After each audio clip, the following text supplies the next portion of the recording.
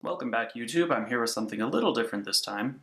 If you've watched my older videos, you know I also like building puzzles, so these are some of the projects that I've been working on lately, and hopefully I'll get them done uh, within the month or soon.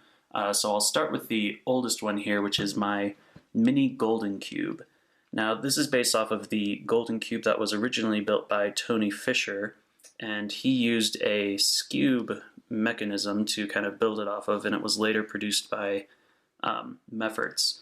So this one is built off of a skewb keychain puzzle, which those are also kind of pretty rare in themselves. But I've been working on this for about 5 years or so, just on and off. It's been something that I kind of just put by the wayside and then finally picked back up, so hopefully I'll get done with this one soon.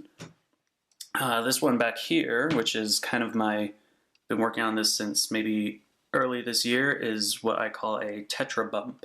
Now this one is based off of the same mechanism as the mini golden cube. It's a mini keychain skewb, but this one was turned into a tetrahedron, and if you're familiar with this one, it's similar to the Halpern-Meyer Jing's Pyraminx, but this one, instead of using colors for each face, it uses the depth of the pieces, like a bump cube.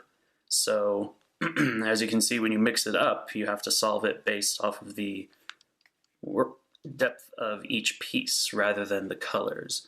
So this one I'm having some issues with the tensioning. I think this side is pretty loose, if you can probably hear that.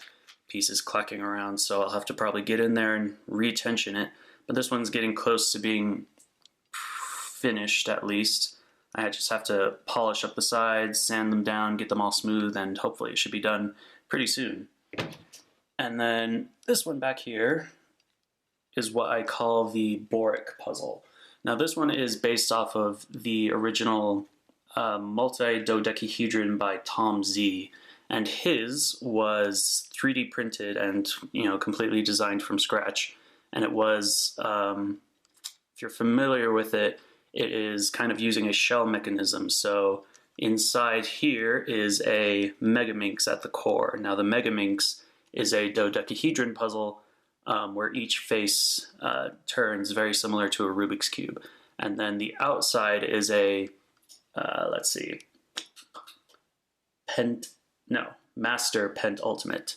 And the Master Pentultimate is a deeper cut dodecahedron, which allows each face not only to be turned, but also turning the centers of the faces around it. So it's deeper cut than the Megaminx. So the multi-dodecahedron basically has both puzzles in one.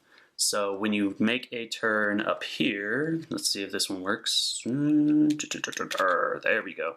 So when you make a turn up here, you can see that these corner pieces down here also are turned, but up here, I haven't finished it yet, so let's see. Aha, there we go. Up here, when the puzzle's turned, the top layer of the Megaminx turns as well. So it gets very confusing very quickly. The reason I called it the Borak was because it kind of, the concept reminded me of the Niels Bohr model of the atom, which has the different layers of energy.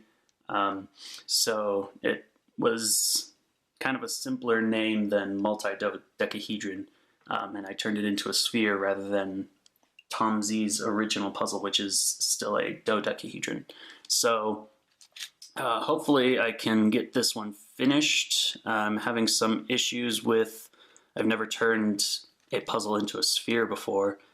This one's turned out pretty nice, but hopefully the problem is the inside. I got it finally to the size that it needs to be, but it still needs to be just a little smaller so that it can kind of turn smoothly, and also can put stickers on there.